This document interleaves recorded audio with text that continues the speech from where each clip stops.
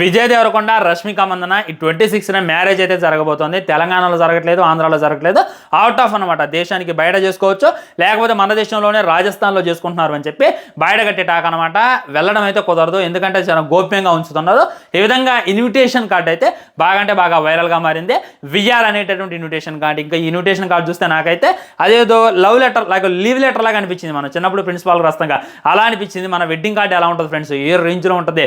మన దగ్గర పట్టుమని ఒక ₹1,00,00,000 ఉండలే, కానీ మనం ప్రింట్ చేయించేటటువంటి ఒక్కొక్క వెడ్డింగ్ కార్డే ఆల్మోస్ట్ ఒక ₹10, ₹20, ₹50, ₹100, ₹150 వెడ్డింగ్ కార్డు కూడా నేనే చూసా. కానీ వీళ్ళైతే చాలా అంటే చాలా సింపుల్గా ఈ విధమైనటువంటి కార్డు అయితే ప్రింట్ చేయించుకోవడం జరిగింది. ఈ కార్డు అయితే సోషల్ మీడియాలో బాగా వైరల్గా మారింది. దీని మీద మీ కామెంట్ కూడా తెలియజేయండి. వీళ్ళిద్దరు ఎయిర్పోర్ట్లో కనపడ్డారని, కార్ ఎక్కి ఎక్కడికో వెళ్తున్నారని చెప్పి కూడా బాగా వైరల్గా మారింది. అండ్ మన విజయ్ దేవరకొండ అయితే మొత్తం ఓన్లీ మీసాల నుంచి క్లీన్ షేవ్ అయితే చేయడం జరిగింది. సో కొత్త పెళ్ళికొడుకు ఎలా ఉండు అనేటటువంటి కామెంట్ చేయండి అని చెప్పి ఇంకా పోస్టులు అయితే బాగా అంటే బాగా వైరల్గా మారే.